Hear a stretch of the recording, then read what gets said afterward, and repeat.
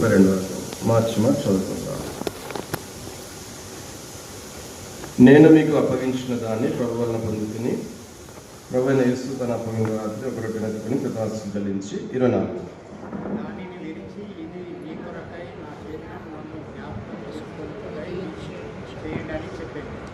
25 ఆ ప్రకారమే భోజనమైన పిమ్మట ఆయన పాత్రను ఎత్తుకొని, ఈ పాత్ర నా రక్తమైన కృత నిబంధన, మీరు దీనిలో త్రాగినప్పుడల్లా నన్ను జ్ఞాపకం చేసుకుంటే దీన్ని చేయడని చెప్పాను.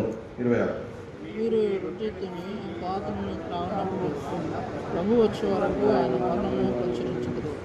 కాబట్టి ఎవడు అయోగ్యంగా ప్రభువు రొట్టెను తినను, ఆయన పాత్రని త్రాగును, వాడు ప్రభు యొక్క శరీరం గురించి రక్తం గురించి అపరాధేగును. కాబట్టి ప్రతి మనుషుడు తనను తాను పరీక్షించుకొనవలెను, అలాగే చేసి ఆ రొట్టెను ఆ పాత్రలను త్రాగవలెను. ప్రభువు శరీరమని వివేచింపక తిని త్రాగువాడు తన శిక్షాది విధులకి తిని త్రాగుచున్నాడు. ఇందువలనే మీరు అనేకులు బలీలు రోగులై ఉన్నారు, చాలా మంది నిర్దీక్షిస్తున్నారు. అయితే మనల్ని మనం విమర్శించకుండా తీర్పు పొందకపోదుము. 32 మనము తీర్పు పొందిన ఎడల లోకంతో పాటు మనకు శిక్షావిధి కలుగునట్లు ప్రభువు చేత శిక్షింపబడుచున్నాం. తర్వాత ప్రకటన గ్రంథం 1వ అధ్యాయము 7 నుంచి 11 వరకు మరొకసారి చదువుకున్నాం. ప్రకటన 1, 7 నుంచి 11 వరకు గ్రహింపుతో ప్రార్థనాపూర్వకంగా రవణతో మాట్లాడు. 7 నుంచి 11 వరకు. ప్రకటన 1, 7 నుంచి 11 వరకు. ఇదిగో ఆయన మేఘారుడై వచ్చుచున్నాడు, ప్రతి నేత్రం ఆయన చూచును, ఆయన పొడిచిన వారిని చూచెదరు, భూజనులందరూ ఆయన చూసి రొమ్ము కొట్టుకుందరు. అవును, ఆమేన్. అల్పయు ఒకమే నేనే వర్తమాన భూపభవిష్యత్కాలము వాడనేని అని అపరాధి అదే దేవుడు 9, 10, 11 అందరం కలిసి చూద్దాం. అందరు కలిసి చూడండి. మీ సహోదరులను యేసును బట్టి కలుగు శ్రమలోను రాజ్యంలోను సహనములను పాలివాడినైన యోహానను నేను దేవుని వాక్యం నిమిత్తము యేసును గురించిన సాక్ష్యం నిమిత్తము పద్మాసు ద్వీపమున పరవాసినైతిని.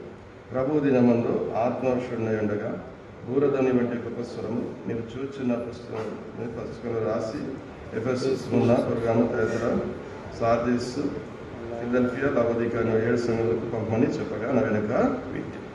ప్రభు వాక్యం దీవించి మనతో మాట్లాడిన ప్రభు సాయంలోకి ప్రార్థన చేద్దాం.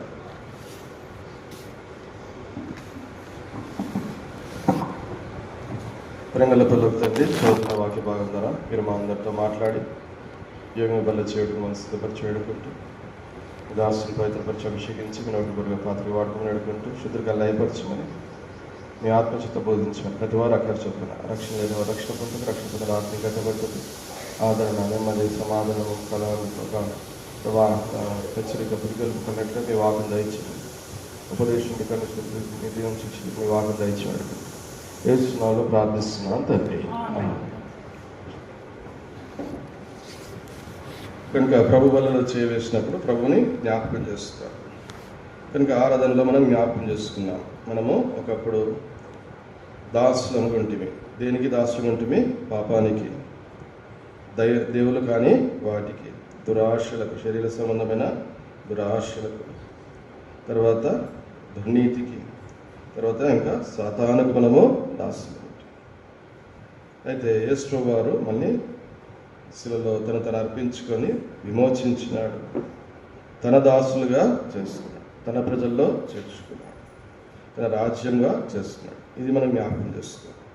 ఇదంతా కూడా మన మధ్యలో ఉన్న బల్ల మనకు జ్ఞాపకం చేస్తుంది. యేసు వారు బలియాగం లేకపోతే నీవు నేను నశించుకోవచ్చు.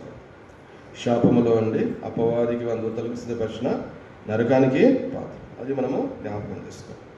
మొట్టమొదటిగా ఇది మీ కొరకు విరవబడిన నా శరీరం, ఇది మీ కొరకు చిందించిన నా రక్తం. కాబట్టి జ్ఞాపకం చేస్తున్నాం. తర్వాత రెండవదిగా యోగ్యంగా ప్రభు యొక్క రొట్టెని తిని పాత్రలోనిది త్రాగాలి. యోగ్యము అంటే గత వారం అంతా మనము ఎలా జీవించినాము, ప్రభు దాసులుగా ప్రభు మాటకు లోబడి జీవించినామా, లేకపోతే గత జీవితంలో రక్షణ పొందినప్పటి నుంచి ఇంతవరకు కూడా ప్రభు మాటకు లోబడిన విషయాలు సరి చేసుకునే విషయాలు ఏమైనా ఉన్నాయా పరీక్ష చేసుకోవాలి. గత వారం మాత్రమే కానీ రక్షణ పొందిన నీవు నీ జీవితంలో ఎక్కడ ఇంకా అయోగ్యంగా ఉన్నావు ప్రభు ద్వారా ఒప్పుకోవాలి. ప్రభు నన్ను క్షమించు, సరి చేసుకుంటానే విషయంలో. అది యోగ్యత. కనుక అయోగ్య పాలు పొందితే ఏమవుతామంట? అపరాధులమవుతామంట. కాబట్టి ఏం చేయాలి? ప్రతి మనుషుడు తను తాను పరీక్ష చేసుకోవాలి. ఇలా చేసి రొట్టెందని ఆ పాత్ర అనేది త్రాగాలి. ఎందుకంటే దేవుడు నీ యొక్క జీవితానికి తీర్పు తీర్చే నిన్ను నీవు పరీక్ష చేసుకుంటాడు. పక్కన వాళ్ళు చేసినారు కాబట్టి నేను కూడా చేస్తుంటే వాళ్ళకి తీర్పు వస్తుంది, నీకు కూడా తీర్పు వస్తుంది. అందుకని ప్రతివాడు తను తాను పరీక్ష చేసుకో. అలా చేస్తారు. ఆ పాత్రది త్రాగాలి. ప్రభువు శరీరమని వివేచింపక తిని త్రాగువాడు తనకు శిక్షావిధి కలిటిగా ఏం చేస్తున్నాడు? తిని త్రాగచ్చు. కనుక ప్రభు వల్ల పాలు పొందే వ్యక్తి వివేచన లేకుండా నన్ను ఎందుకు రక్షించినాడు ప్రభు, ఎలా జీవించి రక్షించినాడని ఆలోచన లేకుండా పాలు పొందేమైతే శిక్షావిధి కిందకి వస్తాం. అయితే మనల్ని మనమే ఇందువల్లనే ప్రభు ఏమవుతుందంట? ఇందువల్ల మీరు అనేకులు బలహీనులు, రోగులు అయి ఉన్నారు. చాలామంది నిద్రించు. కానీ యేసు వారి శరీరం అర్పించబడి ద్వారా మనకు పాప క్షమాపణ ఉంది, స్వస్థత ఉంది, శాప విముక్తి ఉంది, ఆరోగ్యం ఉంది. అన్ని విధాలుగా ఆత్మీయంగా వర్ధిల్లుతుంటే అన్ని విషయంలో వర్ధిల్లే వారంగా మనము ఉంటాం. అయితే అయోగ్య పాలు పొందితే శిక్షావిధి కిందకి వస్తాం. అందువల్లనే మీరు అనేకులు ఎట్లున్నట? బలహీనులు ఉన్నారు, రోగులు ఉన్నారు, ఇంకా నిద్రించేవారుగా. కనుక యోగ్యంగా ప్రభువుల్లో మనము చేవేయాలి. అయితే మనల్ని మనమే విమర్శించుకునేది తీర్పు పొందగా పోదు. కనుక దేవుని దగ్గర సరి చేసుకుంటే విమర్శించేసుకొని తీర్పులోనికి రా. తర్వాత 32 వచనం, మనం తీర్పు పొందిన లోకంతో పాటు శిక్షావిధి కలిగి ఉన్నట్టు ప్రభు చేత శిక్షించబడుతున్నాం. లోకంతో పాటు తీర్పు కలుగుకున్నట్లు. లోకమంతటికి తీర్పు తీర్చేది ఎప్పుడు చెప్పండి? ప్రభు తిరిగి వచ్చినప్పుడు అపవాదికి వందతలు సిద్ధపరిచిన నిత్య నరకాగ్నిలోనికి పోదు. అది వాళ్ళకి తెలియదు. మరి నువ్వు కూడా తీర్పుకి సిద్ధమా? ఆ తీర్పులోనికి దేవద్దనే ప్రభు ప్రాణం పెట్టినాడు నీ కొరకు. మరి ఆ తీర్పు గురై నువ్వు చేస్తుంటే ఇప్పుడు ఏం చేస్తున్నట్టే దేవుడు నేను శిక్షించి సరి చేస్తాను. తండ్రి శిక్షించిన కుమారుడు ఏమవుతాడంట? దుర్బీజుడైతాడు. కాబట్టి ప్రభు శిక్షకులో పడితే మరి నిత్య జీవంలో ఉంటా. అవిధేయత చూపించి తిరుగుబాటు చేస్తే, నాగటి మీద చేయబెట్టి వేసి వెనుకకు తిరిగితే దేవుని రాజ్యాన్ని కోరుకుంటాం. ఇప్పుడు బల్ల ఎంతో ప్రాముఖ్యమైనది. అయితే పరీక్ష చేసుకొని చేయాలి. అందుకే విశ్వాసికి లోకంలో తీర్పు ఉంది. అవిశ్వాసులకు ఎప్పుడు వచ్చింది? యేసు ప్రభు వచ్చినప్పుడు తీర్పు. రక్షణ పొందని వాళ్ళు, అవిశ్వాసం బ్రతికే వాళ్ళు, వారికి ప్రభు వచ్చినప్పుడు తీర్పు. కనుక నువ్వు ఇంకా అవిశ్వాసిగా ఉన్నావా? ఇంకా మారుమనసు పొందలేదా? మరి ఈ దినంలో నీ హృదయం దేవునికి అర్పించు. ఈ దినంలో నీకు రక్షణ దినం. ప్రభు ఇప్పుడు కూడా నేను రక్షించటకు సిద్ధంగా ఉన్నాడు. దేవుని వాక్యం రాస్తుంది, దుష్టుడు తన దుష్టత్వం చూసి ఆనందించే దేవుడని కాదు, నేను దుష్టత్వం నుంచి మళ్ళుకోవాలని నేను కోరుతున్నాను. కాబట్టి మనమందరం కూడా పాపులము, దుష్టులము. అయితే ప్రభువు మనకు ప్రాణం పెట్టి మరి మారుమనసు రక్షణ ద్వారా తన పరిశుద్ధ ప్రజలు చేర్చుకొని పరలోక రాజ్యం కొరకు సిద్ధపరుస్తున్నాడు. కాబట్టి ప్రభు తిరిగి వస్తున్నాడు. ప్రభు అక్కడ రాస్తుంది కదా 26వ వచనంలో ఏం రాస్తుంది? మీరు ఈ రొట్టెంతిని ఈ పాత్రను త్రాగువారు ప్రభు వచ్చేవారు. ఎప్పుడు చెప్పండి? ప్రభు వచ్చు, ఆయన మరణమును ప్రచురించారు. కనుక ప్రభు వచ్చు వరకు అనే మాటను గమనించాడు. ప్రభు తిరిగి వస్తున్నాడు. కనుక మనము గత వారాల్లో మనం అంతకుముందు వారంలో చూసినాం ప్రభు వచ్చినప్పుడు ఏం జరుగుతుంది అని మనం చూస్తూ వచ్చినాం. ఎట్లా వస్తాడంట? విశ్వాసుల కొరకు ప్రభు రాకడలో 2 సందర్భాలు ఉంటాయని చెప్పినాడు. మొదటిసారి ఆయన సామాన్య మానవునిగా, రిక్తునిగా తను చేసుకుని మన కొరకు రక్త మాంసంలోనికి వచ్చినాడు పరలోకం నుంచి. అది మొదటి రాకడ. ఆయన ఈ లోకానికి వచ్చినప్పుడు రక్షకుడుగా వచ్చిన రాకడ కదా. అది 2000 సంవత్సరాల క్రితం జరిగిపోయింది. శిలలో మరణించి తిరిగి లేచినాడు. అది మనకు బలను. అయితే ఇప్పుడు ఆయన రెండో రాకడ గురించి మనం చదువుతున్నాం. ఇక్కడ ఆయన రెండో రాకడలో 2 విషయాలు ఉంటాయని చూసినాం. ఒకటి ఏంటి చెప్పండి? మధ్య ఆకాశానికి వస్తాడు. ఎక్కడికి వస్తాడు చెప్పండి? మధ్య ఆకాశం. ఎవరి కొరకు? సంఘం కొరకు. ఎవరి కొరకు చెప్పండి? సంఘము అంటే యేసు ప్రభు రక్తములో కొనబడిన ప్రజలు, కడగబడిన ప్రజలు, పరిశుద్ధంగా జీవించుచున్నవారు, ప్రభుని వెంబడిస్తున్న వారు, ప్రభుని సేవిస్తున్న వారు, అది సంఘం అంటే అర్థం. కనుక ఆ సంఘం కొరకు ప్రభు తిరిగి వస్తున్నాడు. మరి నువ్వు ఆ కోవలో అంటే ప్రభు రక్తంలో కడగబడి, ప్రభు రక్తములో శుద్ధి చేయబడి, ప్రభు పరిశుద్ధతను కలిగి జీవిస్తూ, ప్రభుని నమ్మకంగా సేవిస్తూ, ప్రభు రాకడికే సిద్ధపాటు కలిగి ఉంటే నువ్వు కూడా ఆ సంఘములో. ఇప్పుడు భూమి మీద చాలా సంఘాలు ఉన్నాయి కదా. మంగళోలేరి సంఘం ఉంది కదా, తర్వాత ఇంకా రకరకాల సంఘాలు ఉన్నాయి. అవన్నీ కాదు, దేవుని సంఘం, జీవం గల దేవుని సంఘం, దేవుడు తన రక్తం ఇచ్చుకున్నట్టు సంఘం. చూడండి అపోస్తుల కార్యం 20:28. అపోస్తుల కార్యం 20:28. అపోస్తుల కార్యం 20:28. దేవుడు తన స్వరక్తం ఇచ్చి సంపాదించిన తన సంఘము. కనుక దేవుడు తానే తన స్వరక్తం ఇచ్చి ఏం చేసినాడు? సంపాదించిన సంఘం. కాబట్టి ఆ సంఘములో మనము ఉంటే ఆయన రాకడికి సిద్ధంగా ఉంటాం. కాబట్టి ఆయన రక్తములో మనకి కడగబడాలి. చూడండి ప్రకటన 1:6. ఇప్పుడు చదివిన ప్రకటన 1వ అధ్యాయము, ప్రకటన 1వ అధ్యాయము,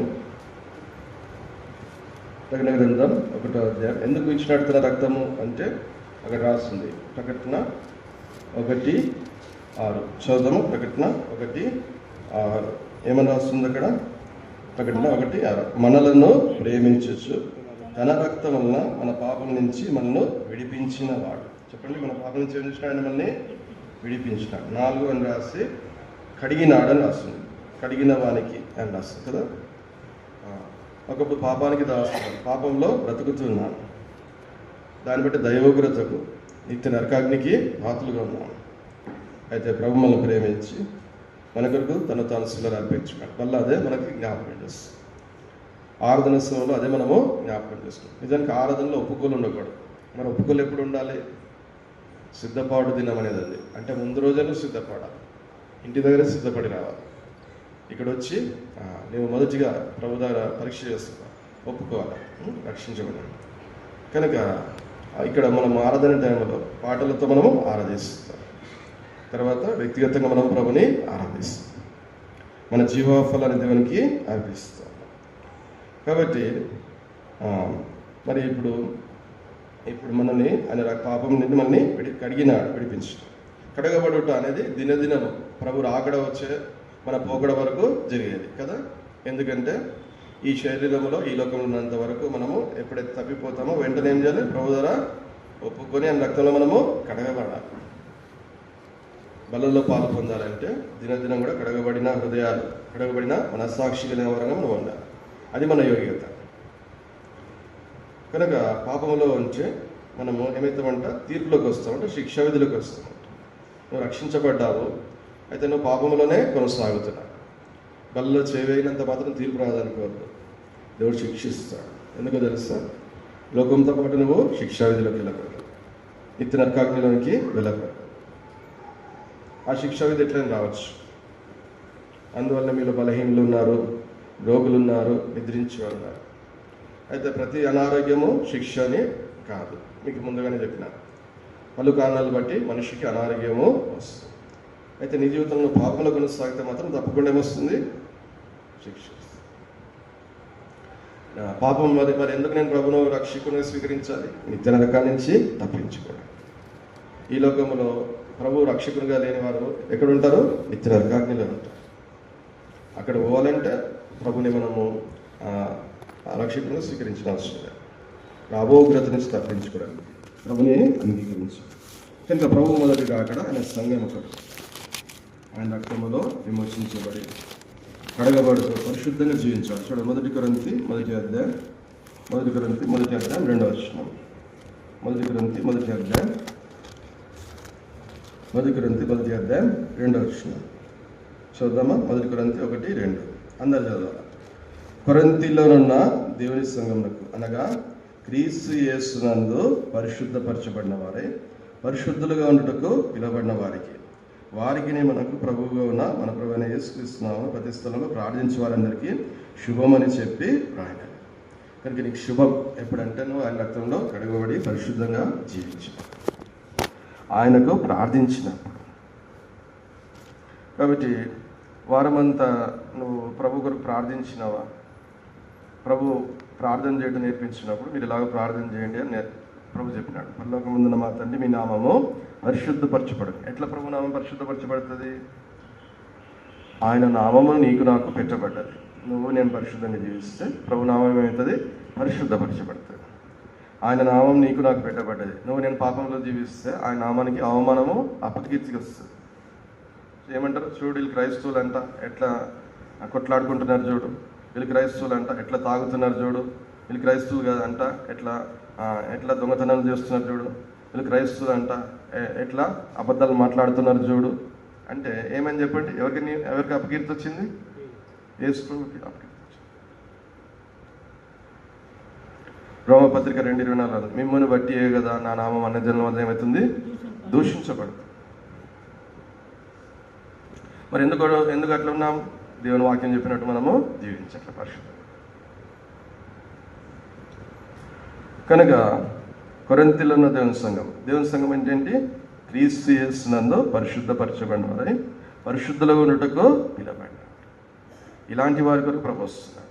ప్రభు వచ్చినప్పుడు రెండో రాకడలో రెండు భాగాలు, ఒకటి ఆకాశ మండలానికి వస్తాడు, రెండేమో భూమిదికి వస్తాడు. ఆకాశ మండలానికి వచ్చినప్పుడు ఎప్పుడు వస్తాడో మనకు తెలియదు.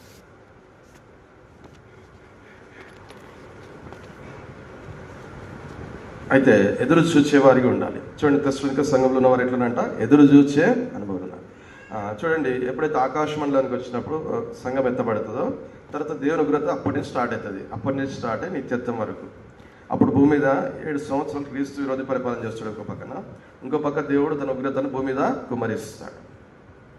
ప్రకటన 6వ అధ్యాయం నుంచి ప్రకటన 19వ అధ్యాయం దాకా ఆ ఉగ్రతను గురించి రాయబడ్డది. ఇప్పుడు ఆయన రక్తం వల్ల మనం రావోగ్రతని తప్పించబడి ధన్యతలోనికి వచ్చినాం. చూడండి, రోమిల రాష్ట్ర పత్రిక 5వ అధ్యాయం, రోమపత్రిక 5వ అధ్యాయం 9వ వచనం. రోమ 5:9.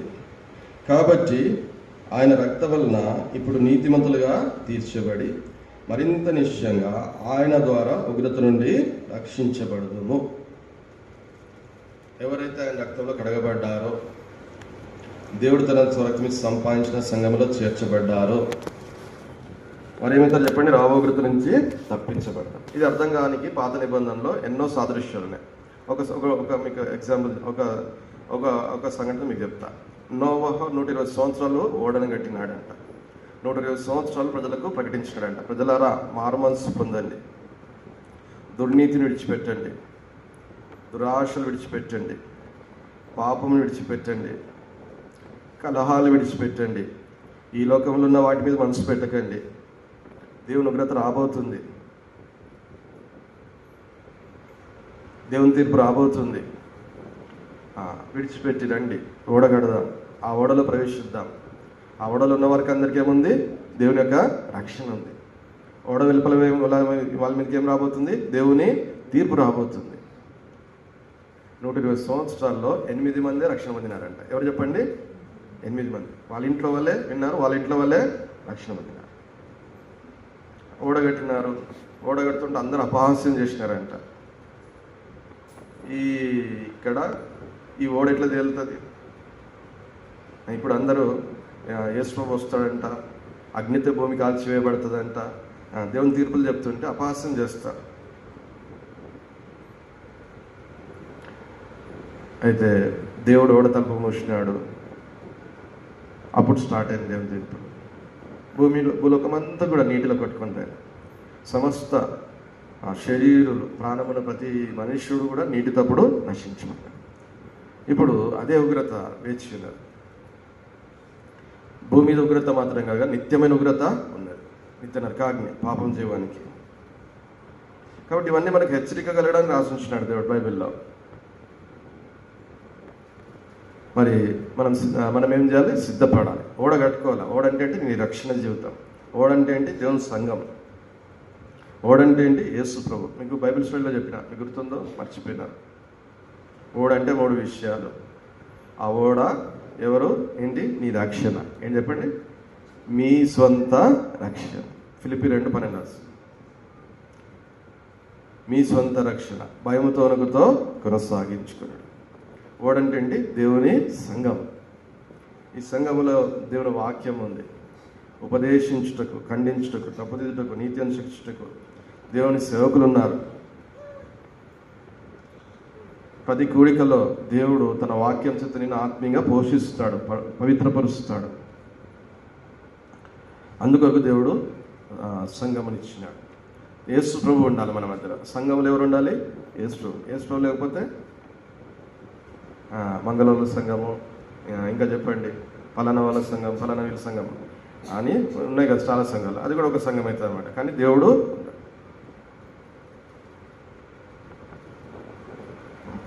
కళ్ళు గీసే వాళ్ళ సంఘం ఉంది, మంగళూరుల సంఘం ఉంది, డాక్టర్ల సంఘం ఉంది, ఇంజనీర్ల సంఘం ఉంది, నర్సుల సంఘం ఉంది. ఇది కూడా ఒక సంఘం. కానీ యేసు ప్రభు లేని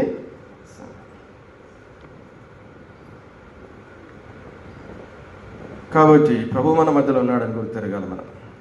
ఎక్కడ ఇద్దరు ముగ్గురున్నానా అనుకోడు ఉంటారు, ఎవరి మధ్య నేను ఉంటాను. కనుక మరి ప్రభు రాకడ కొరకు మనం ఇప్పుడు ఏం చేయాలి? సిద్ధపడాలి. అందుకు దేవుడు ఇంట్లోకి చేయాలి. ప్రభు వచ్చే వరకు ఆయన మరణాన్ని ఏం చేయాలి? మనము ప్రచురించాలి. ఆయన మరణం ఎందుకు? మనము పాపక్షమాపణ పొంది, పాపములో నుంచి కడగబడి, విడిపించబడి, పరిశుద్ధంగా జీవించడం. అర్థమైందా? ఎట్లా ప్రచురిస్తావు ఆయన మరణం అంటే నీ పరిశుద్ధమైన జీవితం ద్వారా.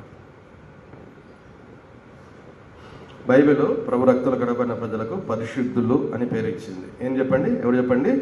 పరిశుద్ధులు. మరి పేరుకు తగ్గట్టు మనము జీవించున్నావు అనే పేరున్నదిగా నీవు వృద్ధుడు. అంటే నీ పేరు పరిశుద్ధుడు, కానీ నువ్వు జీవించేదేంటి? పాపం. ఇప్పుడు చాలామంది పేర్లు ఆనందం అని పెట్టుకుంటారు. ఏం పేరు చెప్పండి? ఆనందం. కానీ ముఖంలో ఏముంటుంది? ఎప్పుడు దుఃఖం ఉంటుంది. అప్పుడు ఏమన్నట్టు? దుఃఖం అని పెట్టుకోవాలా, ఆనందం అని పెట్టుకున్నాం. శాంతం అని పెట్టుకుంటాం, శాంతమ్మ, ఇంకా శాంతి, రకరకాలు పెట్టుకున్నాం. కానీ ఎప్పుడు కొట్లాట్లే. సత్యం అని పెట్టుకున్నాం, కానీ ఎప్పుడు మాట్లాడేదని చెప్పండి? అసత్యం. అట్లే పరిశుద్ధులు అనే పేరు ఉంది, కానీ నువ్వు ఎట్లున్నావు? వృద్ధుడు. ఉంటే ఏమవుతుంది? నీ పేరు దేవుడు పల్లకలు జీవగ్రంథాలు కొట్టివేస్తాడంట. నువ్వు ఏ రోజైతే యేసు రక్తం కడగబడ్డావు నీ పేరు రాయబడ్డది. నువ్వు మళ్ళా ప్రభు హెచ్చరికలను నిర్లక్ష్యం చేస్తే, సిద్ధపడకపోతే నీ పేరు ఏమవుతుందంట? కొట్టివేయబడతావు. అప్పుడు ఎత్తబడే సంఘంలో నువ్వు ఉండవు. చూడండి, ప్రకటన గ్రంథం 3వ అధ్యాయం. ప్రకటన గ్రంథం 3వ అధ్యాయం. ప్రకటన గ్రంథం 3వ అధ్యాయం. నువ్వు యేసు ప్రభు నీ సొంత రక్షణ స్వీకరించిన రోజు నీ పేరు పల్లకున జీవగ్రంథం రాయబడ్డది. అయితే చూడండి, ప్రకటన గ్రంథం 3వ అధ్యాయం. సార్దీస్లో ఉన్న సంఘపు దూతకు ఇలాగూ రాయరు. సంఘపు దూత అంటే ఏంటి? సంఘానికి దేవుని వర్తమానం అందించమని ఏమంటారు చెప్పండి? సంఘపు దూత. ఇప్పుడు నేను ఎవరిని? సంఘపు దూత. ఇప్పుడు నేనేం చేయాలా? దేవుని వర్తమానం మీకు అందజేయాలి. నేను మీకు దేవుని వర్తమానం అందజేయాలంటే మీరు అందరు ప్రార్థన చేయాలి. ప్రభా, నీ దాసుని నీ ఆత్మతో అభిషేకించు ప్రభా, నీ మాటలు నీ దాసున్నట ఉంచు ప్రభా, మా అందరి ఆత్మలకు క్షేమం కలిగజేయ ప్రభా అని ప్రార్థన చేయాలి. అది పట్టుకొని రావాలి మీరు ఇక్కడికి వచ్చేటప్పుడు. ప్రతివాడు ఎట్లా రావాలంట? దేవుని ఇంటికి అర్పణలలో తీసుకొని, ఖాళీ చేతులతో రాకూడదు. మరి ప్రార్థన చేసినారా వారమంతా? ఈరోజు వచ్చే ముందు ప్రార్థన చేసినారా? నిన్న రాత్రి ప్రార్థన చేసినారా? నిన్న ఉదయం ప్రార్థన చేసినారా? లేకపోతే మనము ఖాళీ చేతులతో వస్తాం, మన దేవునికి ఇచ్చుటకి ఏమీ ఉండదు. ఆరాధన అంటే ఏమని చెప్పినా దేవునికి ఇచ్చుట. కనుక దేవుని కార్యములను చేయుటకు నీవు నేను ప్రార్థించిన. సంఘం అంటే ఏమని చూసినాం? ఆయన దేవుని సంఘం, కొరింథీయులో ఉన్న దేవుని సంఘం, బూచినెలలో ఉన్న దేవుని సంఘం అంటే ఏంటంటే క్రీస్తు యేసునందు పరిశుద్ధపరచబడినారు, పరిశుద్ధుల అంటుకు పిలబడినవారు. గత వారికి మనకు ప్రభునేస్తున్నామని ప్రతిష్టలలో ప్రార్థించేవారు. చెప్పండి, ప్రార్థించేవారికి శుభమని చెప్పాం. మీరు ఎందరైతే ప్రార్థన కొడుకులకు వస్తలేరో, ఎత్తబడతారో లేదో మీరే పరీక్ష చేసుకోవాలి. సిద్ధపడుతున్నారో లేదో మీరే పరీక్ష చేసుకోవాలి. దేవుని వాక్యం రాస్తుంది, తిండి వలన, మత్తు వలన, ఐహిక విచారం వలన ఆ దినం మీ మీదకి ఎట్లా వస్తుందంట? అకస్మాత్తుగా వస్తుందంట. జరగబో వీటిని ఎల్లా మీరు తప్పించుకొని మనుష్య కుమారుని ఎదుట నిలబడ్డకు శక్తి గలవారొకటకు మీరేం చేయాలంట? ప్రార్థన. వ్యక్తిగత జీవితంలో ప్రార్థన ఉండాలి, కుటుంబంలో ప్రార్థన ఉండాలి, సంఘంలో ప్రార్థనలో ఉండాలి. నా కుటుంబం లేదు, నేను ఒంటరి వాడిని అంటే సంఘం ఉంది నీకు, తోటి విశ్వాసులు ఉన్నారు కనుక మీ ఇంట్లో నువ్వు ఒక్కనే రక్షణ పొందినావు, మీ ఇంట్లో అంగీకరిస్తలే ప్రార్థనలు కూర్చోడానికి, నువ్వు వ్యక్తిగతంగా ప్రార్థన చేసుకో, సంఘంతో కలిసి ప్రార్థన చేయి. ఇంట్లో ఇద్దరు విశ్వాసులు ఉండి మేము కుటుంబం కాదు మేము కలిసి ప్రార్థన చేసుకోమంటే నీలో సరి చేసుకోవాల్సిన విషయం ఉంది, లేకపోతే నీలో శిక్షకు కారణం ఉంది. ఎందుకు సమాధానంగా లేవు నీ ఇంట్లో వారితో? ఎందుకు కలిసి ప్రార్థన చేయలేకపోతున్నావు? సమాధానం లేదు, ఐక్యత లేదు. కనుక తెలియక తప్పు చేసిన కంట కొన్ని దెబ్బలు పడతాయి అంట, తెలిసి చేసినాక ఏమవుతాయంట? ఎక్కువ దెబ్బలు పడతాయి అంట. దెబ్బలు తినడానికి మనం ఇవన్నీ చేసేది.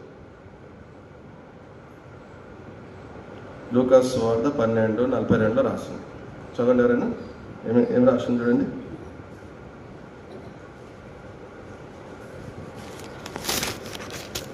లూకాసు సువార్త 12:47.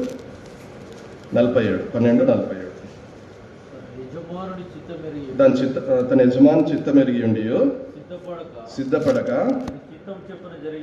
ఆయన చిత్తం చొప్పున జరిగించిన వాని దాసునికి అనేకమైన దెబ్బలు తగలు. దెబ్బలు తిందామంటే దేవుని చేతుల్లో మంచిది, చేద్దాం అట్లా కొనసాగాలి. అయితే తెలియక చెప్పండి, అయితే తెలియక దెబ్బలు తగిన పనులు చేసిన వానికి కొద్ది దెబ్బలే దానికి. అయితే ఇద్దరు దెబ్బలు తగులుతాయి, తెలిసి చేసినా తెలియక చేసినా ఏం తగులుతాయి? దెబ్బలు తగులుతాయి. అయితే తెలిసి చేయడానికి ఏమవుతాయంట? ఎక్కువ దెబ్బలు. నువ్వు విశ్వాసివా ప్రార్థన చేయాలా, నువ్వు విశ్వాసివా మందిరానికి రావాలా, నువ్వు విశ్వాసివా ఆరాధన చేయాలా, నువ్వు విశ్వాసివా బైబిల్ చదవాలా. దెబ్బలు తగులుతాయి లేకపోతే.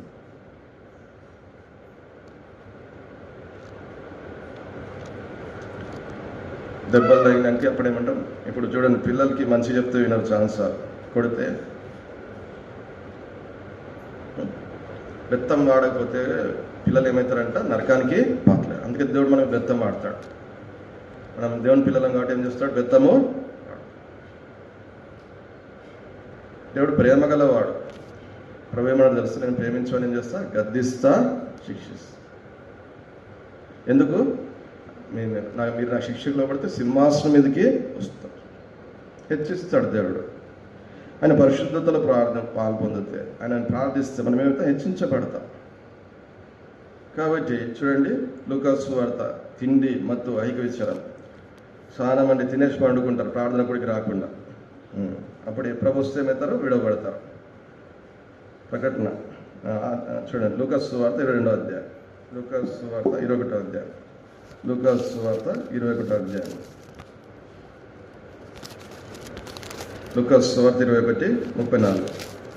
మీ హృదయములో, ఇది ఎవరికి చెప్తున్నాడు? శిష్యులకు, విశ్వాసులకు, క్రైస్తులకు చెప్తున్నాడు. ఏమని? మీ హృదయంలో. ఒకవేళ తిండి వల్ల చెప్పండి, దేనివల్ల చెప్పండి?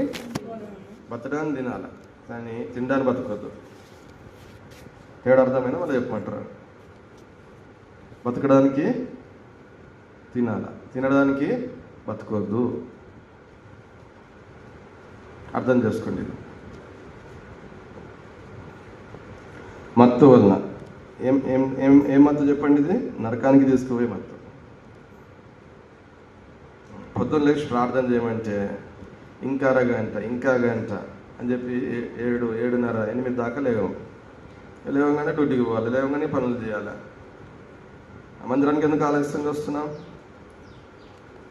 బైబిల్లో రాస్తున్న స్త్రీలు ఉదయాన్నే లేచి చీకటి ఉండగానే ఎక్కడికి వచ్చినారు? ప్రభు దగ్గరికి వచ్చినారు. ముందు రోజు సిద్ధపడ్డారంట వాళ్ళు. పొద్దున్న లేచి ఏ బట్టలు వేసుకుందాం, పొద్దున్న లేచి ఏం వండుకుందాం అని ఆలోచన. ముందు రోజు సిద్ధపడాలి. అందుకే మనకు ఆలస్యం. కాబట్టి మత్తు ఉదయాన్ని లేచి మోకాలు వేస్తే దినమంతట్లో దేవుని సన్నిధిని నువ్వు అనుభవిస్తావు. దినమంతట్లో దేవునికి కాపాడు. ప్రథమ ఫలం ఎవరికి ఇవ్వాలంట? దేవునికి ఇవ్వాలి. ఆరాధన అంటే ఏంటి చెప్పండి? ఇచ్చుట. లేటుగా లేస్తాం కాబట్టి వంట చేసుకోవాలా, లేటుగా లేస్తాం డ్యూటీకి పోవాలా, లేటుగా లేస్తాం చదువుకోవాలా, లేటుగా లేస్తాం పొలంకి పోవాలా, లేటుగా లేస్తాం ఇంకెన్నో పనులు ఉంటాయి, పిల్లల్ని చూడాలా, అయిపోయా ఇంకెక్కడి దేవునికి ఇచ్చినాం. నీ ఆరాధన లేదు ఆ రోజు. పుచ్చుకున్నట ధన్యమా, ఇచ్చుట ధన్యమా? పుచ్చుకున్నట కంటే ఇచ్చుట ధన్యం. దేవుని వాక్యం రాస్తుంది, నువ్వు నాకు ఇచ్చి శోధించి చూడు. ఏమన్నాడు? నువ్వు నాకు ఇచ్చి ఏమి ఇవ్వాలంట? దశమ భాగం. నువ్వు నాకు ఇచ్చి శోధించి చూడు. ఏమంటున్నాడు? మలాకీ గ్రంథం 3వ అధ్యాయం చూడండి. మళ్ళీ వాక్యానికి వద్దాం. మలాకీ గ్రంథం 3వ అధ్యాయం.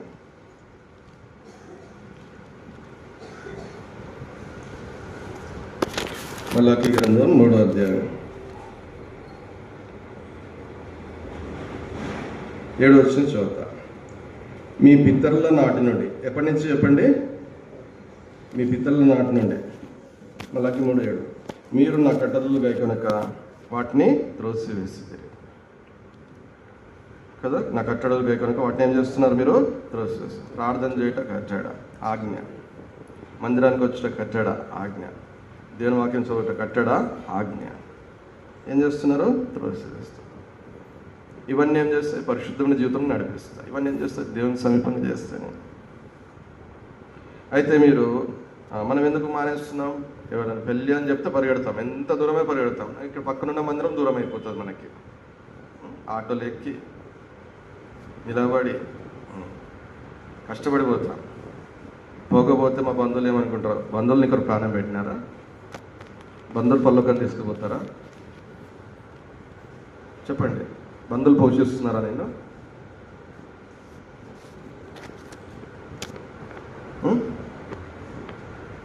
రక్షణ అంటే ఏంటి? యేసు ప్రభు దాసుడు. ఫస్ట్ నా ప్రభు చెప్పింది, తర్వాత మిగతా వాళ్ళు ఎవరైనా కానీ.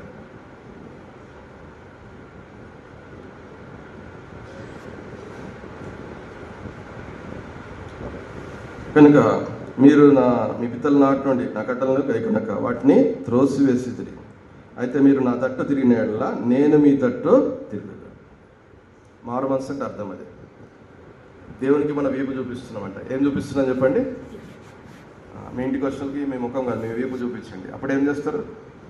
వాళ్ళు కూడా వెళ్ళిపోతారు. రండి అని పిలుస్తారా? రండి అంటారా? రండి అంటారా? రండి లోపల రండి కూర్చోండి అంటారా? దేవునికి అట్లా చేస్తున్నాము. ప్రభా నువ్వు రా, నువ్వు ఆశీర్వదించు, నువ్వు ఆ వద్దలు ఉండాలా.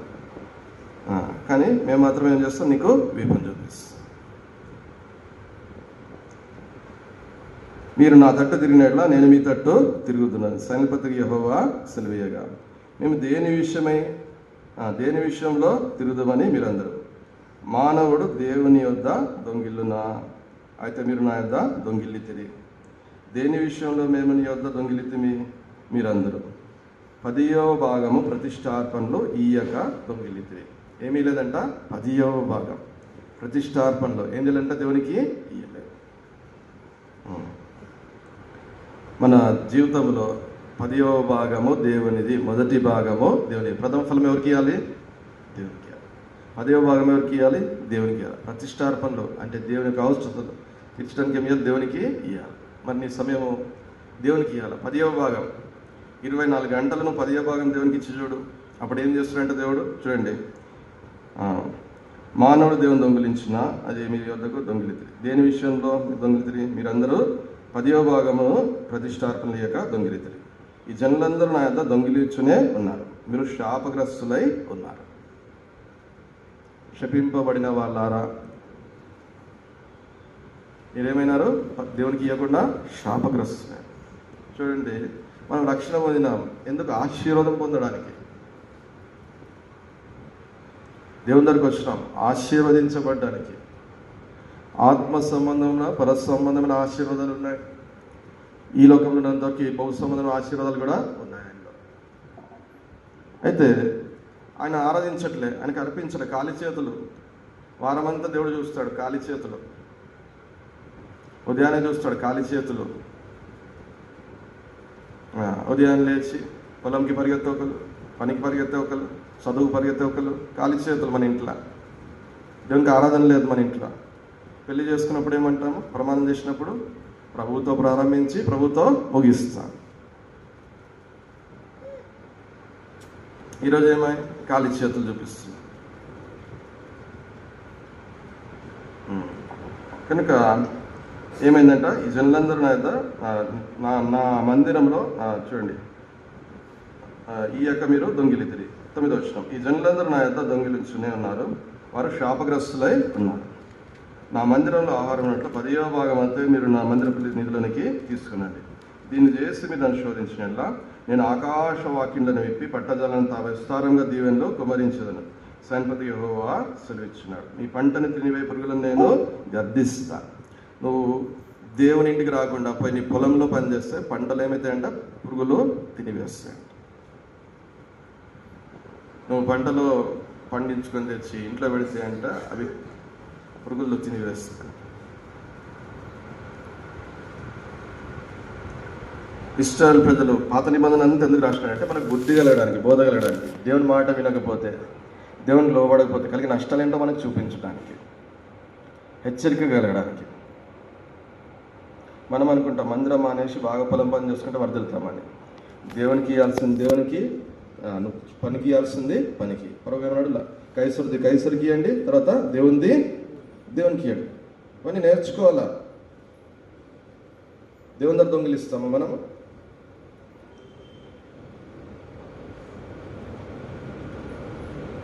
ఒకళ్ళు పని చేసుకోవాలా, బతకాలి కాబట్టి ఉద్యోగం ఉంటే ఉద్యోగం చేసుకోవాలా, పొలం ఉంటే పొలం పని చేయాలా, చదువుకునే పిల్లలు చదువుకోవాలా. అయితే దేవునికి ఇచ్చేది ఇస్తున్నావా? ఉదయం లేచి దేవునికి సమమి, నీ చదువు ఎందుకు వర్దిలేదు చూడు. దేవుడు ఏమన్నాడు, మీరు నా ఆజ్ఞలు గైకుంటే నేను తలగా ఉంచుతా కానీ తోకగా ఉంచుతా. పైవారుగా ఉంటారు కానీ కింది వారుగా మీరు ఉండరు. దేవుడికి ఇవ్వాల్సింది ఇయ్యక మనం లెవెల్కి వస్తున్నాం. ఆరాధన అంటే ఏంటి చెప్పండి? ఇచ్చేది. ప్రార్థన అంటే ఏంటి? పుచ్చుకునేది. మనం ఎప్పుడు పుచ్చుకునే దగ్గర ఉంటాం. ప్రభా అది కావాలి, ప్రభా ఇది కావాలి, ప్రభా. దేవుడు మంచోడు కాబట్టి ఇస్తున్నాడు, దయగల దేవుడు ఆయన. యూదులేమి గ్రీసులు చేసేస్తలేమి. తను ప్రార్థించే వారందరికీ ఆయన కృప చూపుటకు ఏం చెప్పండి? ఐశ్వర్యవంతుడు. కొంతమంది ప్రార్థన చేయడం కూడా కష్టమే. నీ అవసరాలకు కూడా ప్రార్థన చేయవు. మందిరానికి రావు, నీ అవసరాలకు కూడా ప్రార్థన చేసుకో. నీ చదువు కొరకు ప్రార్థన చేసుకో, నీ పిల్లల కొరకు ప్రార్థన చేసుకో. ఎట్లా? నీ కుటుంబంలో పరిస్థితులు బాగాలేవు, వచ్చి ప్రార్థన చేయవు. ఎట్లా? నీకు ఆర్థికంగా అవసరాలు ఉన్నాయి, ప్రార్థన చేయవు. ఎట్లా?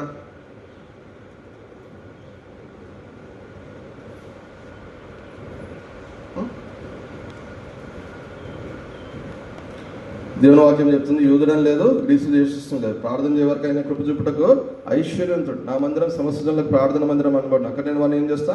ఆనందింపజేస్తా.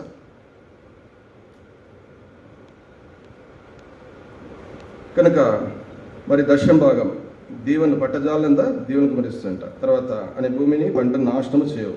మీ ద్రాక్ష చెట్లు ఆకాశ ఫలములను రాల్పకై ఉండునని సైన్పతికి యెహోవా, అకాల ఫలములను రాల్పకై ఉండునని సైన్పతికి యెహోవా సెలవిచ్చున్నాడు. అప్పుడు ఆనందకరమైన దేశంలో మీరు నివసించరు. కనుక అన్యజనులందరూ మిమ్మల్ని ధన్యులందరూ ఏమంటారు? మనం చూసి ధన్యుల దరిద్రుల. కనుక మనం చూసి ధన్యులు అంటున్నారు. అబ్బా మీ దేవుడు మిమ్మల్ని ధన్యులుగా చేసినాడు అనే పరిస్థితిలో ఉండాలి. ఏదైనా ప్రభు చెప్పినట్టు బ్రతుకుతాడు అంట, సంతోషంగా ఉంటాం. దేవుడు సంతోషాన్ని ఇస్తాడు, మనకి ఆశీర్వాదం ఇస్తాడు, ఆత్మీయంగా మనల్ని నిత్యమైన రాజ్యం కొరకు సిద్ధపరుస్తున్నాడు. ఇది మన సంతోషం. సైన్పతి యెహోవా సెలవిచ్చున్నాడు. మరి ఎట్లా ఉన్నాం మనం? ఎట్లున్నామంట చూడండి, లూకా 9:21 రాస్తుంది. మీ హృదయంలో వల్ల తిండి వలన, మత్తు వలన, ఇంకా చెప్పండి ఐహిక విచారం. ఏమన్నా చెప్పండి? ఐహిక, ఏం సంపాదించుకుందాం, ఇది ఎట్లా, ఏం కట్టుకుందాం, ఇదే ఐహిక విచారం అంటే. ఐహికం అంటే భూ సంబంధమైన విచారం. ఏం చదువుకుందాం, చదవద్దు, కట్టుకోవద్దు, పెళ్లి చేసుకోవద్దు, ఇవన్నీ వద్దు అని చెప్పట్లేదు దేవుడు. మొదట నీ ఆత్మరక్షణ, మొదట పరలోక రాజ్యం, తర్వాత ఇది దశమ భాగం. అందుకొరకు ఎంతది నీ జీవితంలో 10%. ఎంతమంది మీ టైంలో 10% ఇస్తున్నారు దేవునికి? అంటే 2 గంటల 30 నిమిషాలు. పొద్దున్న లేచి ప్రార్థన చేసుకోవచ్చు, వాక్యం చదువుకోవచ్చు, ఆరాధన చేయొచ్చు. సాయంత్రము మరి ప్రార్థన చేసుకోవచ్చు, వాక్యం చదువుకోవచ్చు, ఆరాధన చేసుకోవచ్చు. మందిరానికి రావచ్చు. మందిరంలో కూడిక ఉందంటే 2 గంటలు ఉంటుంది. ఖచ్చితంగా నేను 10% ఇస్తా అంటే ఆ 10% ఆశీర్వాదం నీకు ఇస్తాడు దేవుడు. 20% ఇస్తే 20%. అర్థమైందా? నువ్వు దేవునికి ఏమి ఇస్తావో అనేక రెట్లు దేవుడు ఏం చేస్తాడు, నీకు మళ్ళా ఇస్తాడు. కనుక మరి నీవు నీ 10% ఇచ్చినా కానీ మందిరంలో కూడికలన్నీ అటెండ్ కావచ్చు. ఎందుకంటే రోజుకి 2.5 గంటలు, అంటే వారానికి ఎన్ని గంటలు చెప్పండి దేవునికి ఇవ్వాల్సినవి మనము? 7 ఇంటూ 6 దినాలే. 7వ దినం దేవుంది. ఈ దినం దేవుంది, ప్రభు దినం. దీని పేరేంటి చెప్పండి? ప్రభు దినం. అయితే మనకు పండగ దినం కదా, అంటే దేవుల్లో కాదు, లోకంలో.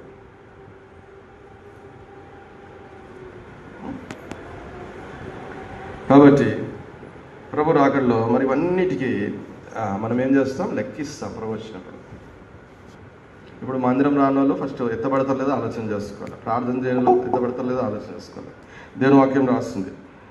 ఆయన వచ్చిన మీరు చూసినప్పుడు చూడండి, ఆ దినము భూమి అంతటా నివసించే వారందరి మీదకి అకస్మాత్తుగా వచ్చింది. కాబట్టి మీరు జరగబో వీటినల్లా తప్పించుకొని, పైన చెప్పినట్టు ఏం జరుగుతాయో అవన్నీ చెప్పి జరగబో వీటినల్లా తప్పించుకొని మనుష్య కుమారుని ఎదుట నిలబడటకు శక్తి గల వారొకటకు ఎల్లప్పుడూ ప్రార్థన చేసేట్లు ఉండాలంట, మెలకువగా ఉండాలి.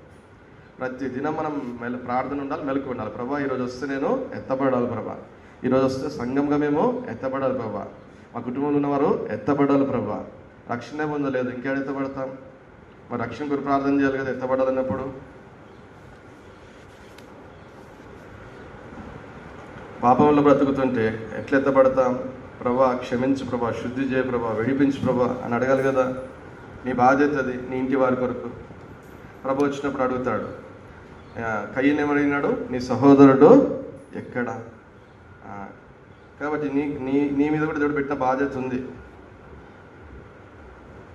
దేవుని వాక్యం వస్తుంది, మనము సంపూర్ణ భక్తి కలిగి, మాన్యత కలిగి, నెమ్మదిగా సుఖంగా బ్రతకాలంటే ఏం చేయాలంట?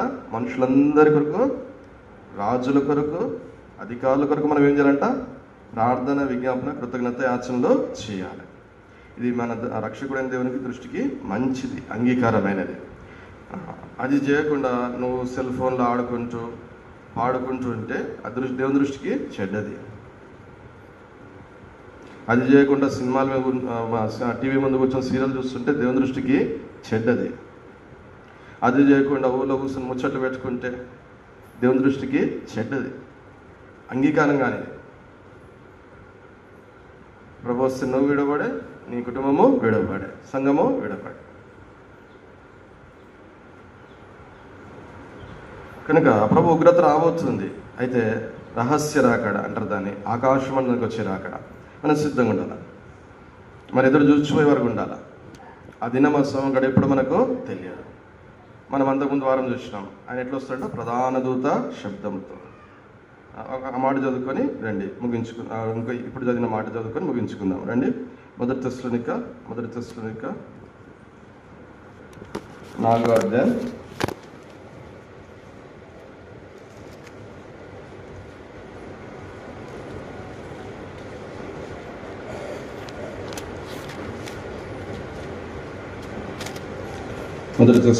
4వ అధ్యాయం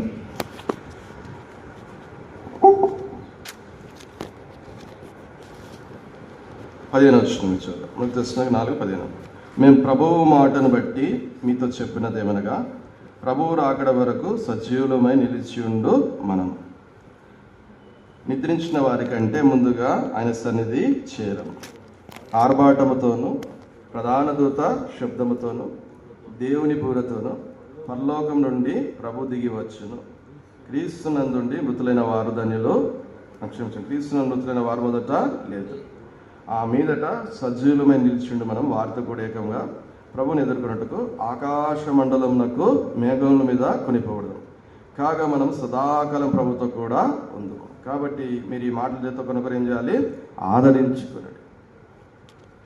ఈ లోకంలో శ్రమలు ఉంటాయి, ఈ లోకంలో ఇబ్బంది ఉంటుంది, ఈ లోకంలో ఏముంటుంది, ఈ లోకంలో అవమానం ఉంటుంది, ఈ లోకంలో అపకీర్తి ఉంటుంది. దేవుని బిడ్డలుగా మనం బ్రతికినప్పుడు ఆదరణ ప్రభు రాకడ మనకి ఇస్తుంది. నేను గుడిసెలో ఉన్నా అనుకోండి, ఇంకా 3 రోజులైతే అమెరికాకు పోయి పెద్ద బిల్డింగ్లో ఉంటా అంటే నాకేముంటుంది చెప్పండి? ఆదరణ. 3 రోజులు నేను ఓపిక పడితే ఏమైతే అమెరికాకు పోయి పెద్ద బిల్డింగ్లో నేను ఉంటాను. అది నాకు ఆదరణ. ఇప్పుడు గుడిసెలో ఉన్న ఏడవను, ఇక్కడికి బిల్డింగ్ కట్టుకున్నాను నేను ఆలోచించాను. ఇంకా 3 రోజులు ఓపిక పడతా. అయితే ఏం చేయాలి? 3 రోజులు సిద్ధపడాలి అమెరికాకు పోయి కదా. మనం కూడా అట్లే రక్షణ పొందిన తర్వాత ఎదురు చూసేవారుగా సిద్ధపడి ఉండేవారుగా ఉండాలి. చూడండి, మత్తయి సువార్త 24 ఈ రహస్య రాకడ కొరకు. మత్తయి సువార్త 24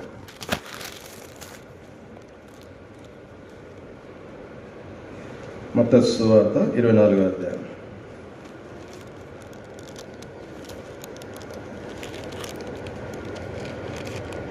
మత్తయి సువార్త 24 36 నుంచి చదువుతారు. చూడండి, 30 నుంచి చదువుదాం. మత్తయి సువార్త 24:35. ఆకాశమును భూమియు గతించును కానీ నా మాటలు ఏమాత్రము గతింపవు. రాసి పెట్టుకోండి, దేవుని మాటలు ఏం కావు, గతించు. ప్రభు వస్తాడు ఖచ్చితంగా ఆకాశం అనడానికి. ఏమైతే మనము ఎత్తబడతాం. తర్వాత దేవుని ఉగ్రత భూమి మీద స్టార్ట్ అవుతుంది. ఇంకో పక్క క్రీస్తు విరోధి పరిపాలన స్టార్ట్ అవుతుంది. ఇది గతించుకో. ఎవరైతే తిని బాగా పండుకుంటారో, ఎవరైతే నిద్రమత్తులో ఉండి దేవుడికి ఇవ్వాల్సిన సమయం దొంగిలిస్తారో, ఎవరైతే ఐక్య విచారాలు పెట్టుకొని దేవుని రాజ్యం దేవుని నీతిని వెతుకరో వారందరూ ఏమవుతారు? విడవబడతారు. ప్రభు రక్తంలో ఉన్నది అందరినీ రక్షించడానికి. అయితే నువ్వు సిద్ధపడలేదు, నువ్వు మెలకు వెళ్ళావు కాబట్టి విడవబడతావు. నోవహు ఈ ఓడ కట్టింది అందరి కొరకు, కానీ ఓడలో ప్రవేశించలేదు కాబట్టి ఏమన్నారు? తీర్పు పాలైన. అందుకే దేవుని వాక్యంలో హెచ్చరిక ఏంటంటే మీ సొంత రక్షణ ఏం చేయాలి? భయం తొలుగుతో కొనసాగించుకో. కనుక చూడండి 36 వచనం. అయితే ఆ దినం, ఏ దినం చెప్పండి? ప్రభువు ఆకాశ మండలానికి వచ్చే దినం గురించి, ఆ గడియను గురించి తండ్రి మాత్రమే ఎరుగును కానీ ఏ మనుషుడైనా పరలోక దూతలైనను కుమారుడైనను ఎరుగరు. నోవహు దినములు ఎలాగుండునో మనిషి కుమారుని రాకడయు అలాగే ఉండు. నోవహు దినాలు ఎట్లున్నాయో ప్రభు రాకడ దినాలు కూడా అట్లే ఉంటాయంట. జలప్రలయం మొదటి దినములలో నోవహు ఓడడానికి వెళ్ళిన దినం వరకు వారు తినొచ్చు, త్రాగుచ్చు, పెండి చేసుకునొచ్చు, పెండికిచ్చుచ్చు ఉండి జలప్రలయం వచ్చిన అందరినీ కొట్టుకొని పోయే వరకు ఎరగక పోయేది. అలాగనే మనుష్య కుమారుని రాకడ ఉండును. అర్థమైందా? అలాగే మనుష్య కుమారుని రాకడ ఉండును. ఆ కాలంలో 2 పొలంలో ఉందరు, ఒకరు తీసుకుని పోబడతారు, ఒకరు ఏమవుతారంట? విడిచిపెట్టబడతారు. 2 ఏం చేస్తారంటే పొలంలో పని చేస్తుంటారంట. ఒకరు ఏమవుతారు? సడన్గా ఒక్క రెప్పపాటు, ఎంతసేపు చెప్పండి? ఒక్క రెప్పపాటు, 1 నిమిషం రాస్తుంది. అంటే రెప్పపాటు అంటే ఎంత చెప్పండి? అంటే కన్నమూర్చి కనదేశ లోపల పక్కన వాళ్ళు ఉండరు. ఎందుకు? సిద్ధంగా ఉన్నారు. ఎందుకు? రాకడ వచ్చి. అర్థం కదా? ఎక్కడ పోయింది? అటు చూస్తూ అటు చూస్తా. మన ఇంట్లోనే అనుకుంటే వార్తలు వస్తుంటాయి. అప్పుడు దేశంలో చాలామంది కనబడతలేదు. మన తెలుగు ఆంధ్ర ఛానల్స్ కొంతసేపటికి ఇంకా వార్తలు వస్తాయి. దేశంలోనే కాదు, లోకమంతటి కూడా చాలామంది కనబడతలేరు. ఏమైంది అంటే ఎవరికి అర్థం కాదు. అప్పుడు క్రీస్తు విరోధి వస్తాడు, ఒక మనుషుడు చెప్తాడు, ఇదంతా నాకు తెలుసు, ఏలియన్స్. ఇప్పుడు మనం అంటున్నాం కదా, మీకు ఏలియన్స్ గురించి చాలా డిస్కషన్ నడుస్తుంది.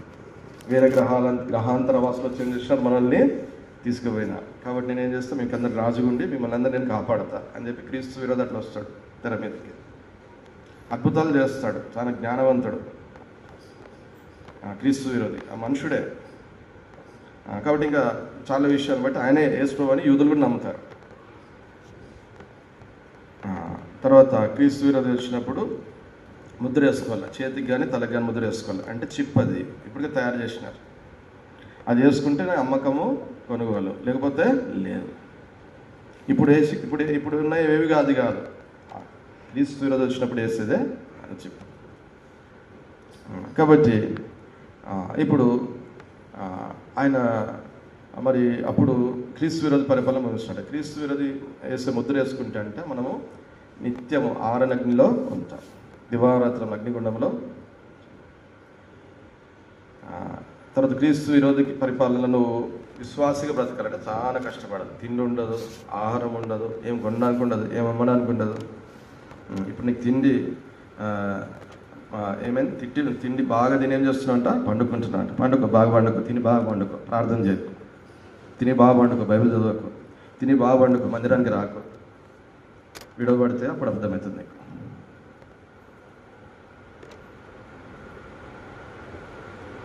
బాగా భయంకరం ఉంటుంది. ఉద్యోగం లేదని చింతించు, పెళ్లి కాలేదని చింతించు, ఇల్లు కట్టుకోలేదని చింతించు, ఇంకా పొలం కొరకు చింతించు. ఐక్య విచారంలో చింతిస్తే మనం వస్తాయా? ప్రార్థన చేయాలి, దేవుని మీద భారమే. దేవుడు నీకు చెప్పిన దాని గురించి సిద్ధపడు. ఐక్య విచారంతో బతికి ప్రభుత్వ విడవడకు. మీరు ఏమి తిందామో, ఏం తాగుదామో, ఏం ధరిస్తామని చింతించుకుడి. మొదట దేవుని రాజ్యం, దేవుని నీతిని వెతకండి, అప్పుడు ఇవన్నీ మీకు అందించబడతాయి.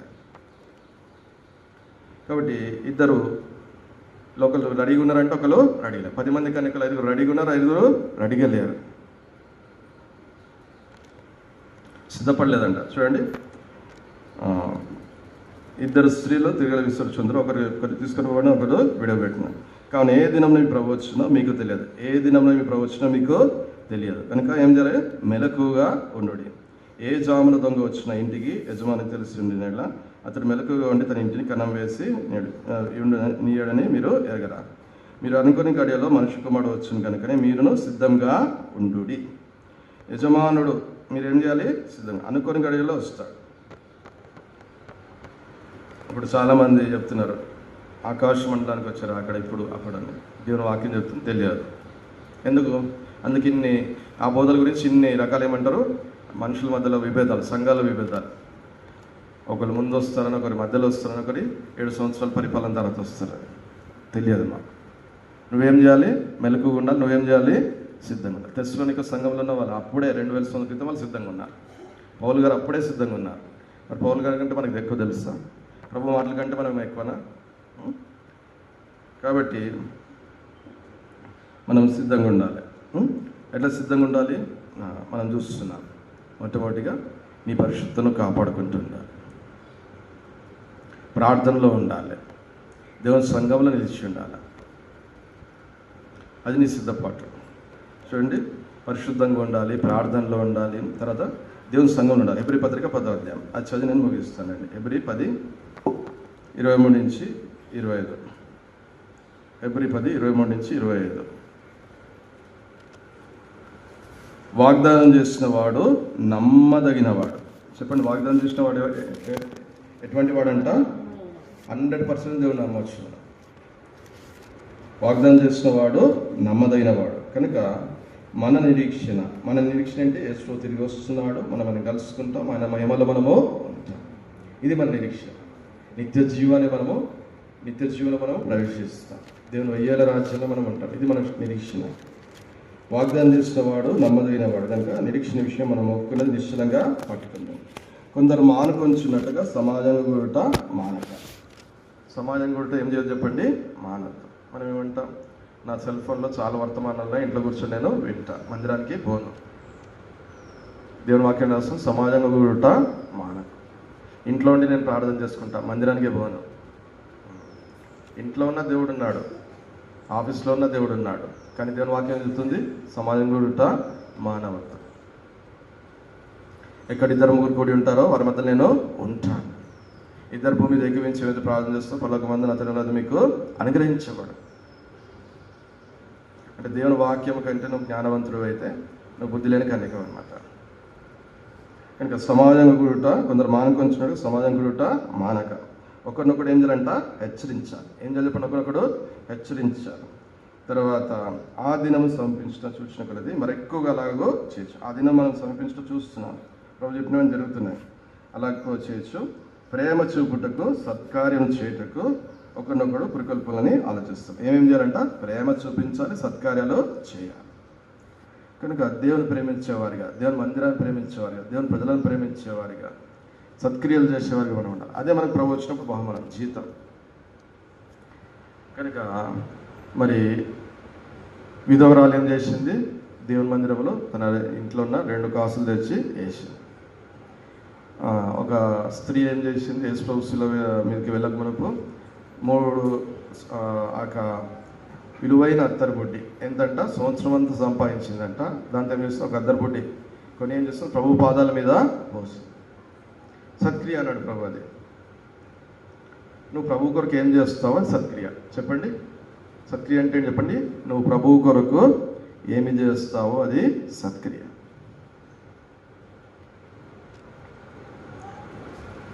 పేదలకు నువ్వు చేసేది ప్రభు మాటను బట్టి. వాళ్ళకి నేనెందుకు పెట్టాలన్నాం, పేదలకి పెట్టకు. అయితే ప్రభు చెప్పినాడు, పేదలకు పెడితే ఎవరు పెట్టినట్టు, నాకు పెట్టినట్టు. రోగులకు వచ్చి దర్శిస్తే ఎవరు దర్శించినట్టు, నన్ను దర్శించినట్టు. తెరసాలు వచ్చిన ఆదరిస్తే ఆదరించినట్టు, నన్ను ఆదరించినట్టు. కాబట్టి తోటి విశ్వాసులు చేస్తే ఎవరికి చేసినట్టు, ప్రభువుకి చేసినట్టు. దైవ సేవకులు చేస్తే ఎవరికి చేసినట్టు, దాని ప్రతిఫలం ఉంది. ప్రతి దానికి, ప్రతి సత్క్రియకి ఏముంది, ప్రతిఫలం ఉంది. సత్క్రియలతో నింపబడాలి మన జీవితం, దుష్క్రియలతో కాదు. ఎందుకంటే ప్రభు వచ్చినప్పుడు లెక్క చూసుకుంటాడు, జీతం ఇస్తాడు. మరి అలాగ ఉంటే మనము సిద్ధంగా ఉంటాం ప్రభు వచ్చినప్పుడు. అలాగ లేకపోతే విడవబడతాం, బహుభయంకరం పరిస్థితి. అయితే ప్రకటన 1:7 ఆయన ఈ లోకం మీదకి వచ్చినప్పుడు పూజలు అందరూ చూస్తున్నట్టు. ఇది 2వ రాకడ. ఇది భూమి మీదకి వచ్చి రాకడ. చూడండి, ఒకటి చదివి నేను ముగిస్తాను. ఇదిగో ఆయన మేఘారుడై వచ్చినాడు, ప్రతి నేత్రం ఆయనను చూచు, ఆయన పొడిచిన వారును చూచెదరు, భూజనులందరూ ఆయన చూచి రొమ్ము కొట్టుకుందరు. ఏం చేస్తారంటే అప్పుడు గుండెలు బాదుకుంటారు. రొమ్ము కొట్టుకోవడం అంటే గుండెలు బాదుకుంటారు. అయ్యో, యేసు ప్రభు రక్షకుడు అంటే ఎందుకు మారు మనసు పొందలేదు, యేసు ప్రభు పాపాలకు తీర్పు తీరుస్తాడంటే ఎందుకు నేను ఇంకా పాపంలో బ్రతికినాను, ఈ లోకము అగ్నితో కాల్చివేయబడుతుంటే ఇంకా నేను అగ్నిలో కాల్చిపోయే లోకం కొరకు ఎందుకు బ్రతికినాను, ఈ లోకాన్ని ఎందుకు ప్రేమించినాను, నేను లోకంలో వాటిని ప్రేమించదంటే వాటిని ఎందుకు ప్రేమించాను, వాటి కొరకు నా జీవితాన్ని అంతా రొమ్ము కొట్టుకుంటా. కనుక వాళ్ళలో మనం ఉండకు. కనుక ప్రియ సోదరి, మరి ప్రభు దినాన ప్రభుల్లో చేవేస్తున్నా నీవు నేను పరీక్ష చేసుకోవాలి. ఈ సంగతులు త్వరలో సంభవించినాయనంట. కాబట్టి ఆయన తన దూత ద్వారా వర్తమానం పంపి తన దాసుని యోహానుకు వాటిని చూపించాడు. 1:1 చూడండి. యేసుక్రీస్తు తన దాసులు కనపరచుటకు దేవుడు ఆయన కనుగరించిన ప్రత్యక్ష. ఈ సంగతులు త్వరలో సంభవింపునై ఉన్నవి. ఆయన తన దూత ద్వారా వర్తమానం పంపి తన దాసుని యోహాను వాటిని సూచించాడు.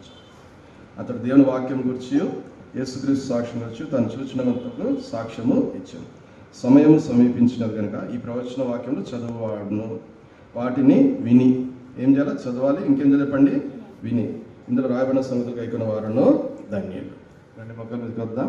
మరి చదివినాం, విన్నాం, గైకొంటే మనము ధన్యమవుతాం. చదివి విని విడిచిపెడితే మనము ధన్యులం కాదు. మరి దీని కూడా ఎన్నో విషయాలు ఉన్నాయి. చదవాలా, వినాలా,